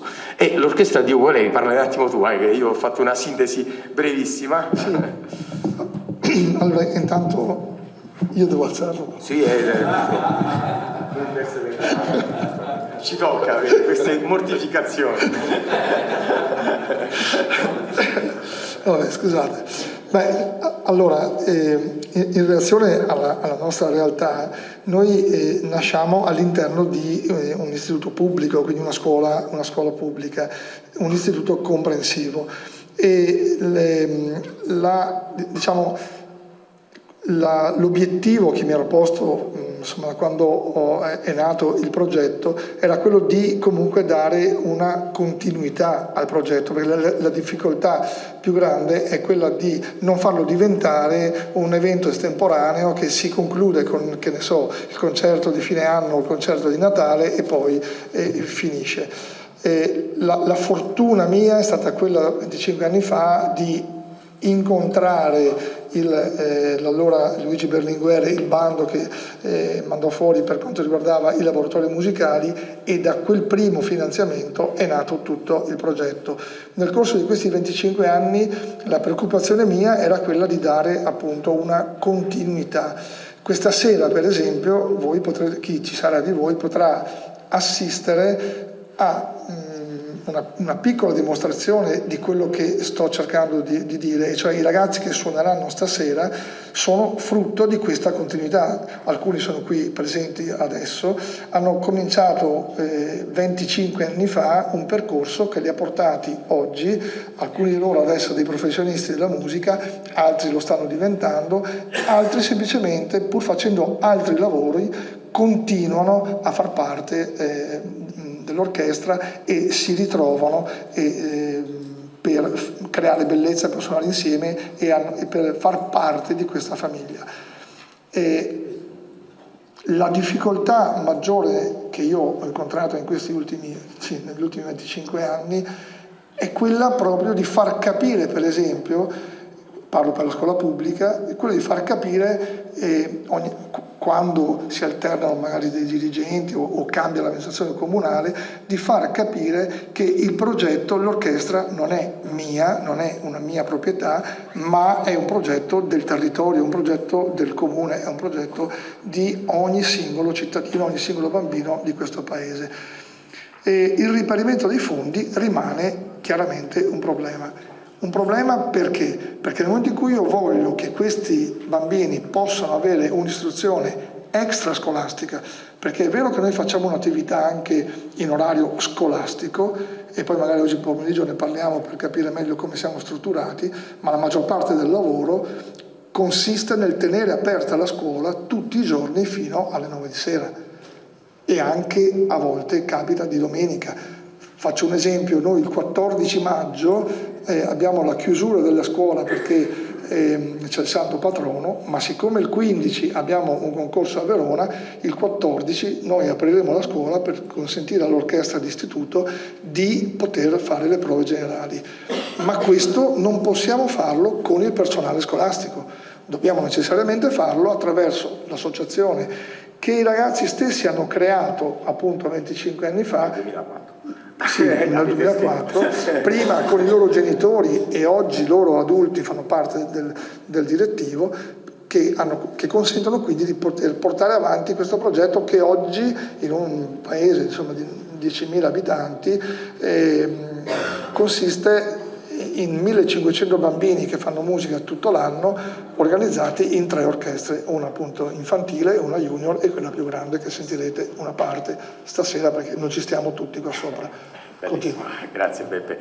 Sì, come vedete facciamo proprio una brevissima carrellata. Qui c'è l'orchestra 5 quarti che anche lì mi sono collegato al sito, appunto viene gestita dall'Associazione Culturale Microcosmos, quindi vedete c'è sempre la necessità che in una scuola pubblica ci sia un soggetto gestore esterno, per una questione di velocità, non è una questione proprio bypassare purtroppo alcune giustissime, attenzione, norme burocratiche, perché la burocrazia è a salvaguardia delle regole e degli apparati, però a volte rischia di ingessarci. E allora un'associazione culturale riesce, o un'associazione APS o un ODV, come dicevamo prima, essere più veloci. Anche qui, legato al quarto circolo didattico di Piacenza, di cui poi ci parlerà molto bene Simona Favari, la dirigente, vedete è nato questo percorso strumentale, ben condotto da una serie di amici, tra cui appunto Johnny e Naibet, e da una serie di altri soggetti, tra cui Mirko, eccetera, eccetera, una serie di altre cose. Anche, vedete, quest'anno è stata finanziata dal Fondo Sociale Europeo, esattamente la legge di cui parlava Mirko, e altri finanziamenti, tra cui la Cassa di risparmio, eccetera. Vabbè. Poi infatti sì, io sto facendo un brevissimo riepilogo di quelle che sono le realtà, proprio per vedere l'eterogeneità di quell'organizzazione, e poi andremo a vedere quali sono possiamo dire i vantaggi e gli svantaggi delle diverse forme e come poi poter recuperare risorse, quali possono essere le strategie per recuperarle. L'Istituto Comprensivo, questo Mani Bianche per il Veneto, c'è la nostra amica Chiara Catapan che è gelosissima del fatto che io e Beppe dormivamo insieme, no, in stanza, sì, no. Vabbè. No, scherzo, è una battuta vecchia che portavamo avanti con Chiara. Per cui è nata questa associazione dove appunto Chiara si è fatta carico di creare questo coro Manos Blancas, che ha avuto chiaramente negli anni una crescita notevole e che ovviamente ha goduto della formazione, dell'importantissima formazione di Johnny e di Naibet, e è l'unico coro Manos Blancas del Veneto, insomma, attualmente operante all'interno chiaramente di una scuola. Era nata come realtà esterna, anche qui Chiara, io ho fatto, se la persona non sa leggere e scrivere, mi sono collegato al sito, ho scaricato le diverse cose e sono andato insomma a riportarle brevemente in questa brevissima sintesi, che poi ovviamente sarà a disposizione, magari se riteniamo che gli atti del convegno possono essere messi magari sul sito, anche semplicemente senza forme di atti ma le slide, può essere... Ah, perfetto, benissimo. Benissimo, e poi magari se possiamo trasformare appunto in questo in PDF li mettiamo a disposizione di tutti, perché insomma molto più pratica come cosa, ma io penso che ognuno di noi lo vorrà fare. Questa invece è, diciamo, adesso passiamo alle organizzazioni di promozione sociale, alle organizzazioni di volontariato, e qui parlo della realtà, diciamo, che io rappresento e che ho creato, nata in Puglia nel 2010. Chiaramente ha avuto una serie di possibilità e qualche volta di limiti, nel giro di alcuni anni è riuscita insomma ad avere una certa credibilità presso le istituzioni, perché è nata come progetto sempre totalmente gratuito, quindi a fianco a questa attività non si facevano altri tipi di attività, c'era solo l'attività di tipo appunto gratuito orchestrale, anche con una formula, diciamo, didattica sperimentale che magari può piacere o non piacere, insomma, però ha portato delle attenzioni e dei risultati. Ci sono anche degli amici che hanno collaborato con noi di un'associazione di Foggia, dove l'anno scorso, appunto, grazie a un po' di legalità, anche lì legato al Fondo Sociale Europeo, siamo riusciti a fare un progetto che però purtroppo, finiti i soldi, si è fermato. Ovviamente attualmente questi sono i nuclei che ho riportato dell'orchestra, sono attivi 15 nuclei di orchestre e cori gratuiti che riescono a sviluppare durante tutto l'anno l'attività didattica in 15 comuni diversi, da Troia, che è in provincia di Foggia, ad Adelfia, che è la nostra, diciamo, sede principale, a Massafra, a Casarano, a Galatina, eccetera. Lì questi 15 nuclei hanno 15 tipologie, non 15, però hanno 4 tipologie di finanziamento diverso. Quindi vedete, a volte diversificare anche la formula che ci permette di avere dei finanziamenti può essere una strategia, perché su 7 nuclei siamo finanziati all'interno del progetto Pippi, su 4 nuclei hanno un finanziamento comunale, un altro nucleo ha un finanziamento del Consiglio dei Ministri su una legge sul bando quello Educare in Comune. Quindi vedete, differenziare a volte può essere vincente. Chiaramente a noi c'è stata una realtà che ha favorito tutto questo, il fatto che in Puglia, ecco, con gli altri ci siamo sempre federati, abbiamo avuto sempre un buon rapporto, non abbiamo mai voluto noi imporre, tra virgolette, le nostre modalità di visione, ma quando c'era un bando e noi lo vincevamo, poi condividevamo con le realtà territoriali anche la modalità per svilupparlo e per portare avanti. Questo invece è l'Orchestra dei Quartieri Spagnoli, cito l'amico Peppino, anche qui Peppe mi sono collegato al vostro sito e senza saper leggere o scrivere mi sono preso le informazioni, anzi nel frattempo vi ringrazio che mi avete anche citato come uno dei fautori della genesi dell'orchestra. Anche qui è un gruppo, diciamo, abbastanza coeso di ragazzi che nato appunto nei quartieri spagnoli circa nel 2013, se non ricordo male, o 2014, scusami, praticamente porta avanti questo progetto. Parallelamente, insieme all'inserimento di altri bambini all'interno del nucleo originario, si sta partendo con una seconda orchestra di ragazzini più piccini che piano piano sviluppano ulteriori skill per poi essere inserite nell'orchestra. Come diceva Peppe, l'orchestra ha il presidente Enzo De Paola, che è il presidente di una ONLUS. Quindi loro come orchestra sinfonica di quartieri spagnoli hanno, tra virgolette, alle spalle una ONLUS che all'interno dello statuto ha inserito che la ONLUS si occupa di questa orchestra. Considerate che oggi avere uno statuto e essere registrati a RUNS è uno dei prerequisiti per accedere a dei bandi. Quindi se noi ovviamente siamo un'associazione non iscritta a RUNS, abbiamo dei limiti per quanto riguarda poi anche la partecipazione nei bandi. Quindi diventa poi importante magari dotarsi anche di una doppia anima, perché lì dove magari abbiamo una scuola di musica forte, è bello che magari parallelamente, come ben diceva prima Mirko, ci sia una fondazione, un'associazione eccetera che possa, tra virgolette, giocare, tra virgolette, sui due tavoli, perché a quel punto il sociale viene portato avanti dall'associazione, la parte squisitamente, diciamo, possiamo dire commerciale, però commerciale meravigliosa, lo fa la scuola di musica, e insieme, vedete, una sinergia di questo può costruire ovviamente dei meccanismi chiaramente così, no? La scuola di musica è comunque una parte sociale.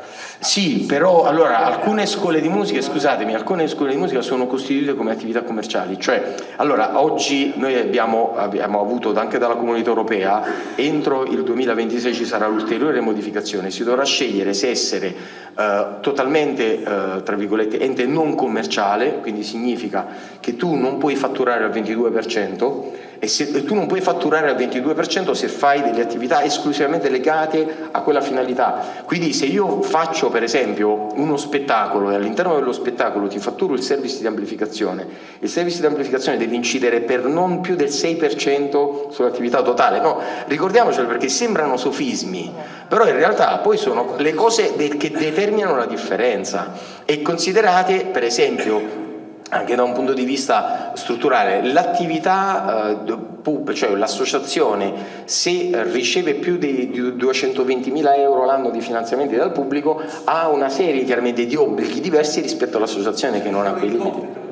Bravo, no, ma infatti bravo, deve avere revisori dei conti e addirittura è giustissimo, ma c'era addirittura la proposta del governo che ci fosse un componente di nomina governativa all'interno del consiglio di amministrazione, cioè se dovesse passare quella cosa, mica tanto bella, perché pensate che alcune scuole civiche di musica che hanno questo obbligo, perché la scuola civica di musica è ancora un altro tipo di soggetto istituzionale e c'ha la politica dentro, non sempre riesce a fare tutto quello che vorrebbe, non sempre. Ci sono casi eccezionali, la scuola civica di Aosta, che posso citare perché la conosco e c'è qui il direttore, sì, però guardate, sono tantissime realtà, per questo è importante incominciare a capire che non possiamo ragionare in maniera unica, ma dobbiamo riuscire a pensare quali possono essere le diverse esigenze e come risolverle rispetto chiaramente alle problematiche che quell'esigenza comporta.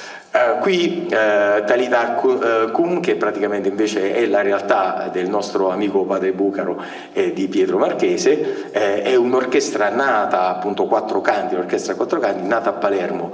Anche lì abbiamo coro di voci bianche, orchestra, eccetera, costituita nel tempo e in crescita nel tempo, che va avanti grazie a diverse formule di finanziamento, autofinanziamento nel senso di donazioni e raccolta fondi e ovviamente contributi pubblici con il vincere finanziamenti. Anche lì c'è una onlus, che in questo caso è Talita Cum, l'ho pronunciata malissimo, che si occupa, l'ho pronunciata bene, grazie per il Bucaro, che si occupa appunto della gestione. Vado avanti, suono in orchestra, oggi Roberto è dovuto andare via, non è potuto venire, Roberto Fantinel, è l'associazione che ha creato Roberto e che dal 2011 anche lì ha creato questa costola che è Suono in Orchestra. Cioè un'orchestra formata all'interno di una scuola però con un'associazione esterna che praticamente fa da costola partner.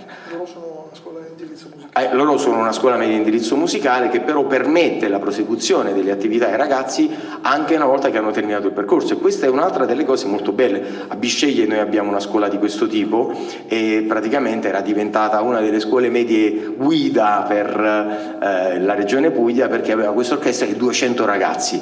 E purtroppo è andato in pensione il collega che era l'animatore e questa cosa piano piano si sta un po' spegnendo, e questo vedete diventa il peccato, perché appunto, come ben diceva Peppe, quando noi diamo una visione e poi questa visione è limitata, c'è l'effetto boomerang. Il ragazzo che vive un momento di libertà e di possibilità espressiva, se poi non può portarla avanti, non è lo stesso ragazzo di prima. Quindi noi dovremo essere anche attenti e responsabili quando creiamo una realtà, dell'essere sicuri di poterla portare avanti almeno per un po'. E Musica in Gioco, quando mi propongono di fare il progetto per un anno, dico no signori, non ci interessa, grazie, non lo facciamo, perché non riusciremo neanche proprio a esprimere un minimo di quello che può essere una possibilità per il territorio di innamorarsi di qualcosa, di quel qualcosa, e che poi permette chiaramente al territorio stesso di rispondere. Quando ci volevano mandare via da Adelphia, io dissi, io non opporrò resistenza. Se voi famiglie ritenete che questa cosa sia utile, chiamatevi i nuovi amministratori. Era arrivata un'amministrazione di centrodestra, noi eravamo stati messi all'amministrazione di centrodestra, ci volevano mandare via. Ho detto io, signori, più che venire gratuitamente, fare io donazioni a Musica in Gioco, non posso venire a chiedere, per favore, posso lavorare gratis? Perché io faccio il musicista e quando finisco di fare il volontario vado a fare il musicista e amo il mio lavoro. Sì, allora vado avanti e chiudiamo velocemente. Associazione. Sì, perché abbiamo. Sì, questa è proprio una questione relativa all'organizzazione. Questa è l'associazione Acanà, che ovviamente ne parleremo oggi con Eliana, e ovviamente è un'altra delle strutture bellissime. Anche qui il sito raccoglie, vedete, dei momenti molto molto interessanti. Vado avanti velocemente perché purtroppo dobbiamo chiudere. E appunto i conservatori di musica. Possiamo dire che io ho detto i conservatori di musica, ma credo che sia l'unico caso sia quello del Peri, dove praticamente sono attive a Reggio Emilia, dove sono attive tantissime orchestre sociali, e posso dirlo senza piaggeria, è grazie a Gabriell'Angela, nato dall'ispirazione chiaramente di Armando Gentilucci, però poi quello che è stato poi il braccio armato musicalmente, possiamo dirlo, è stata Gabriell'Angela. E qui vedete che succede, perché fare formazione, come fare formazione. Allora, come fare formazione? La base di formazione di partenza è sicuramente la conoscenza delle pedagogie musicali storiche, perché se noi ignoriamo quelle non possiamo neanche pensare poi di sviluppare un proseguio, un qualcosa che possa essere interessante. E insieme chiaramente al sistema Breu, di cui abbiamo avuto, grazie insomma a Johnny, a Naibet, anche a tanti altri docenti che sono venuti in Italia, dei riferimenti abbastanza importanti. Però soprattutto dovremmo cominciare a uscire dalla logica del trucco, che io vado a imparo il sistemino, poi lo metto in pratica, funziona e continua ad andare così. Poi mi trovo in una realtà diversa, lo stesso trucco non funziona più e dico ma quello è il bambino che è sbagliato. No, è una questione di postura pedagogica. Dobbiamo incominciare a pensare prima di tutto di avere appunto una postura pedagogica complessiva che ci lasci un'apertura, un attivismo pedagogico, che significa un nostro processo trasformativo di docente negli istanti in cui impatta tra virgolette una realtà e un contesto. E la capacità, chiaramente. La capacità di apprendere dagli altri e di ascoltare, perché poi da là parte tutto. Alcune esperienze, sto citando delle ricerche, ci danno degli esiti oggettivi, ricerche pubblicate su riviste scientifiche, in questo caso una ricerca di Elvira Brattico e Celeste Fasano, fatta proprio sull'impianto musica in gioco, insomma ha riportato dei significativi miglioramenti nell'ambito del controllo inibitorio dei bambini, che invece non era stato registrato nel gruppo di controllo. Queste ricerche potrebbero contribuire, insieme a tante altre, a sedimentare un perché noi facciamo musica. Si fa musica perché un ragazzo con ADHD, un ragazzo con disturbo pervasivo dello sviluppo, un ragazzo con sindrome oppositiva provocatoria ti crea meno problemi, ti fa costare di meno. Un altro percorso è stato fatto su ragazzi con ADHD diagnosticati, su ragazzi con disturbo autistico, e anche in ambito psichiatrico, dove avevamo riportato il progetto, è venuto fuori che in soli 3 mesi di laboratori c'era stato un risparmio di psicofarmaci di 150.000 euro. Tutte queste sono ricerche appunto pubblicate, quindi possono fare un certo spessore. E qui alla fine, come questo, andiamo a sintetizzare le diverse condizioni. Il primo problema è sicuramente il problema finanziamenti, il secondo problema è continuità e verticalità. Riuscire a prendere un bambino che parte dai 3 anni, vabbè, non vogliamo andare a invadere musica in culla, però te lo porta avanti fino a che il bambino non dice basta, non ce la faccio più. Come facciamo? Perché al momento ognuna delle situazioni che abbiamo mostrato mostra delle fragilità. Ovviamente la risposta non c'è, a meno che noi non incominciamo davvero in rete a ognuno offrire all'altro quelle che possono essere, come oggi ha ben fatto Mirko, delle possibili soluzioni. È chiaro, cioè, guardate, noi abbiamo usato questa soluzione e ha funzionato, perché non la provate anche voi? Mi faccio garante, se serve a venire a parlare con un politico, porto io la legge e ne vengo a parlare. Diventa per noi fondamentale. Così l'innovatività e la formazione, perché negli istanti in cui non ci poniamo come soggetti davvero innovativi rispetto a ciò che si fa, il politico ci dirà sempre sì, vabbè, ma lo facciamo già. Sapete quante volte ci sentiamo dire sì, va bene, ma lo facciamo già? Ok? E allora, se lo facciamo già, fatemi vedere gli esiti, perché noi gli esiti abbiamo questi esiti. Abbiamo questa ricerca che ci dice che in 3 mesi sulle scuole con ADHD, eccetera, e noi sappiamo con Gianni stiamo facendo un altro progetto che dovrebbe portare degli esiti di ricerca piuttosto importanti proprio in Piemonte e Val d'Aosta con la Fondazione San Paolo con la scuola, e anche lì è stato messo in campo un investimento importante dove speriamo che gli esiti, non lo sappiamo ancora perché la ricerca non è conclusa, ma speriamo e immaginiamo che gli esiti possano essere decisivi. Vai Peppe. Io poi ho finito, vorrei io chiudo velocemente, volevo soltanto aggiungere una cosa, e credo che l'obiettivo non sia quello di fare delle strutture professionalizzanti, non è questa l'intenzione perlomeno che io mi sono posto fin dall'inizio, e credo che questa debba essere la differenza sul lavoro sociale che noi abbiamo intenzione di fare. Il lavoro con la musica deve far sì che i ragazzini si sentano parte di una comunità, parte di una famiglia, ma soprattutto che siano delle persone più felici e delle persone che possono vivere in armonia con gli altri. Ciò poi non esclude che qualcuno possa andare avanti e fare anche una professione, ma questa non deve essere la priorità del nostro lavoro, almeno non lo è nel mio lavoro. No, concordo e termino. Sì. Bandi, come trovare risorse? Oggi iscriversi a una newsletter di un CSV, che sarebbero praticamente i centri che si occupano appunto del volontariato, no? E quindi i centri informativi, possiamo dire, significa ricevere in automatico sulla propria casella mail tutti i bandi. Tanti di noi sono iscritti già, ma tanti non lo sanno. Allora, se cercate CSV semplicemente del vostro luogo di provenienza, così potrete avere sia bandi nazionali che bandi locali, perché il CSV Bari ci passa tutti i bandi della regione, i bandi del comune, e diventa importante. Sponsor e donazioni di aziende, ne abbiamo sentito parlare, no? Abbiamo visto come diventa importante già dai conservatori napoletani, come ci ha già ben detto Dinco, essere appetibili da un punto di vista di donazioni. Come facciamo a essere appetibili? Dobbiamo essere riconoscibili, dobbiamo riuscire a dimostrare che l'identità che portiamo avanti non è un qualcosa che ci serve perché poi ci dobbiamo mettere i soldi in tasca. E poi ricordiamo il 5 per 1000, pubblicizzare l'inserimento del codice fiscale della nostra associazione all'interno del 5 per 1000 è una risorsa che può diventare importante. Chiaramente quando uno non è strutturato ti arrivano 1000 euro l'anno, non navighi nell'oro, però lavorandoci e creando una fidelizzazione anche di coloro che poi nel tempo te lo mettono, il 5 per 1000 magari un'azienda, ti possono arrivare risorse importanti. Progetto Pippi è un altro, ce ne parlerà nel pomeriggio Verdiana, che praticamente anche quello è un'altra delle possibilità. Grazie.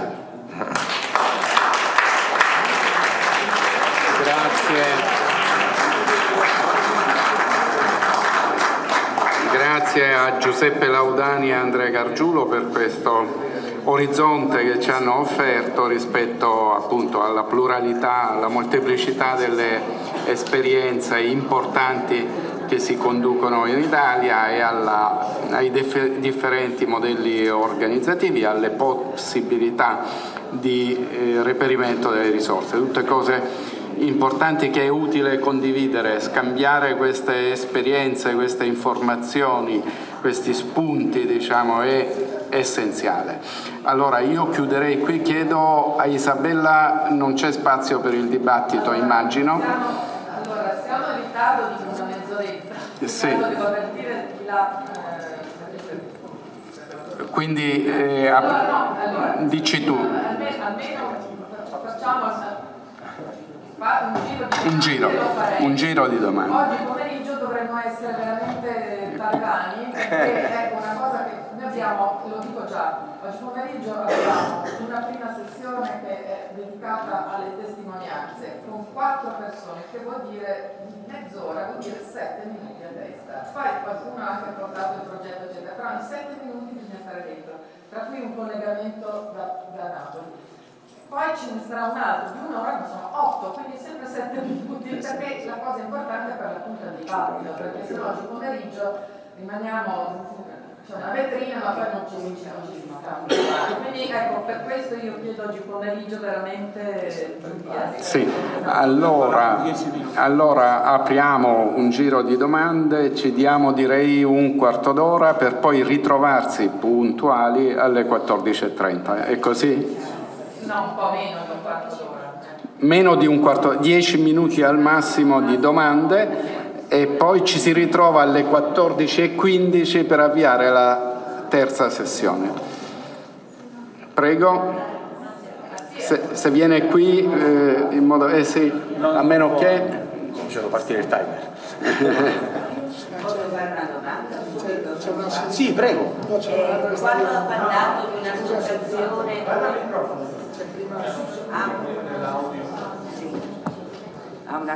Un dettaglio, ma sempre sulla questione, quando avete parlato dell'associazione con genitori e poi con i ragazzi che anche sono diventati adulti, legato all'apertura della scuola, per cui un'associazione che semplicemente finanzia, allora? No.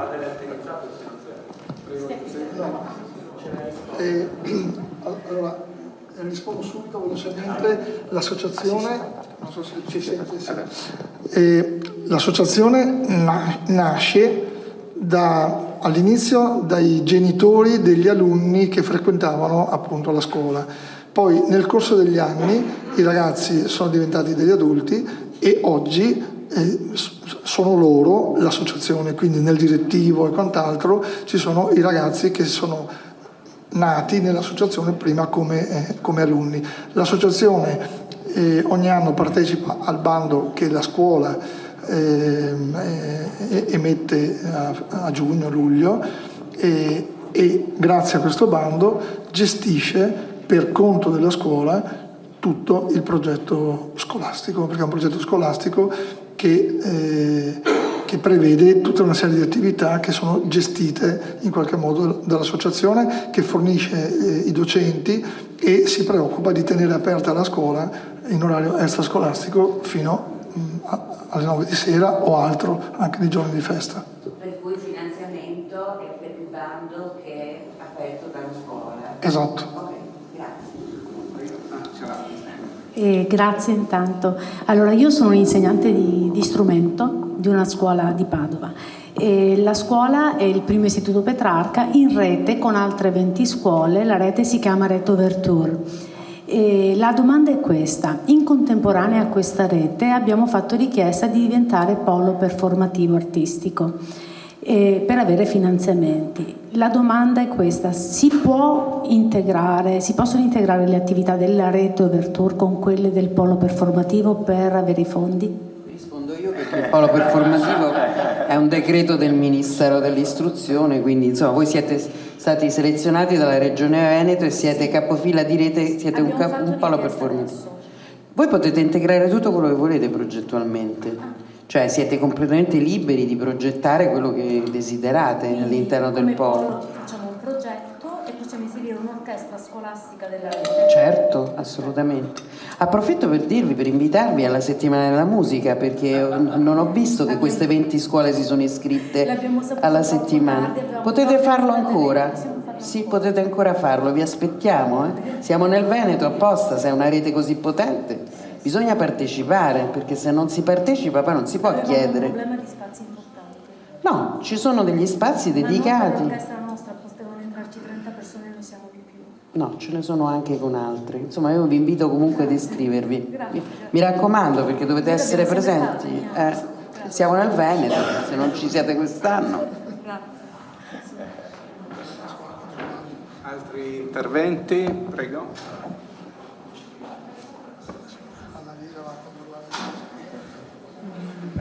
Grazie innanzitutto anche per gli interventi e in particolare a Besutti, perché ci siamo ispirati proprio a voi. Io sono di Pordenone, per una legge regionale nel Friuli Venezia Giulia riguardante le scuole di musica. Quindi grazie per gli spunti e anche, come dire, per il conforto, perché sono riuscita a fare il punto sulla nostra situazione e mi ritrovo, quindi diciamo abbiamo le carte in regola, fra virgolette. Una curiosità: tutte le belle iniziative di cui siete referenti e immagino anche altre qui, come siete organizzati dal punto di vista residenziale? Perché voglio solo dire questo: la nostra realtà, una realtà piccola, non voglio far perdere tempo, siamo vessati dall'affitto, che è a prezzo di mercato, e che le nostre amministrazioni, per quanto ci dicono che siamo bravi, io sono qui e l'attuale sindaco mi ha detto: ah, bello, quando torni Valentina mi racconti. Il candidato, perché siamo freschi di amministrazione, perdente, mi ha detto: bello Valentina, quando torni ne parliamo. Quindi sono tutti molto interessati. Molto bene. Cioè, tutto bene, infatti faremo una grande intesa. Però dico, nel senso, cioè al concreto, noi abbiamo un foro pazzesco nel nostro bilancio determinato dall'affitto. Quindi Posso darle un consiglio pratico? Perché non vi appoggiate a una scuola di musica e fate la sede legale in una scuola di musica che comunque è già aperta? No, ma noi siamo una sede, abbiamo la scuola, una PS alle spalle, che tra le 1000 iniziative ha anche questa, un'orchestra sociale che noi definiamo un progetto di comunità, oltre ad avere anche un progetto di comunità in montagna, al quale si lega, vabbè adesso non sto qui, Però in concreto, cioè, stiamo morendo perché non abbiamo una sede. E mi fermo qui perché poi Pordenone la conoscete, immagino, in molti. Io conosco Denis Biasim, ma questo è un altro paio di maniche. E nel 2027 saremo capitale della cultura, e di quale cultura mi domando, se tu non hai la possibilità di essere conosciuto appunto per il valore che dai a... Secondo me il riconoscimento viene dall'amministrazione comunale. Il consiglio che le do è questo: se è così come ha detto, che conosce destra e sinistra e centro, il consiglio che le do, avendo quanti iscritti ha? Ne abbiamo 150. Beh, sono 150 famiglie, moltiplichi per i voti che possono dare e faccia lobby rispetto all'amministrazione. Ma chiaramente l'aspetto faccia lobby rispetto oltre... all'amministrazione. Io non riesco a dirle nient'altro. Grazie. Va bene? Scusate. Infatti, se posso permettermi di integrare, in realtà è esattamente quello che dicevamo prima. Una realtà chiaramente deve iniziare a creare sul territorio un bisogno, e quindi quel bisogno poi deve esprimersi rispetto alla politica. Quando ci volevano mandare via dal palazzo che noi occupiamo, noi dicevamo semplicemente: signori, venite a casa mia, io ho una bellissima casa, venite, vi faccio lezione gratis. Se volete che io venga qui, sto a mezz'ora di strada, parlate voi con l'amministrazione comunale, io non andrò mai a chiedere al sindaco per favore fammi lavorare gratis. E quando il sindaco l'ultima volta ci fece un po' di cazziatone perché stavano con le luci accese, io gli dissi: senti, facciamo così, tu la prossima volta vieni in casa del mio figlio, io ho un figlio con disturbo autistico, ok? Vieni a fargli lezione gratis, va bene? Non ti faccio pagare niente delle utenze, ti offro anche il caffè. Ho detto: tu lo faresti, perché è esattamente quello che faccio io per i tuoi cittadini.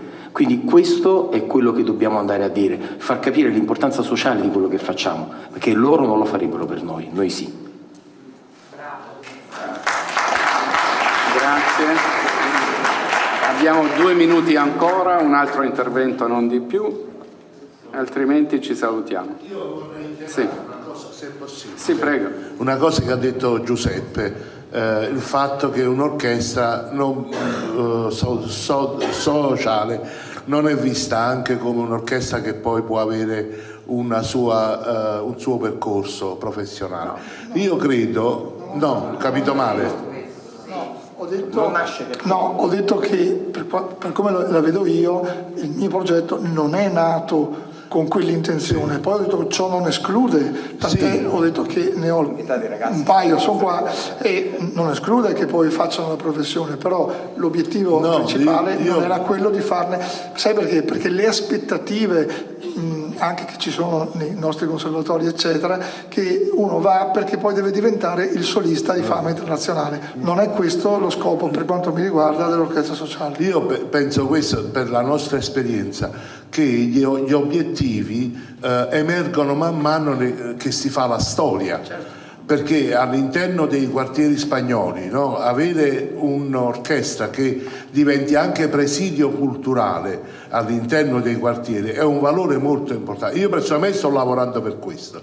Forse come Mosè non vedrò la terra promessa, però almeno sto lavorando perché è importante creare poi un'orchestra. Ormai tu quell'orchestra con cui abbiamo cominciato 10 anni fa sono tutti conservatorio, licei musicali, e quindi è giusto creare anche un luogo, a parte loro avranno lavoro lì, ma soprattutto nel territorio che è arido dal punto di vista culturale, avere un centro di luce. Quello che volevo dire è che poi uno può anche fare un altro lavoro, può fare il parrucchiere, il farmacista, sì. ma rimane radicato in un contesto che lo ha visto crescere come cittadino, come persona migliore. Questo assolutamente. -5, -4, -3.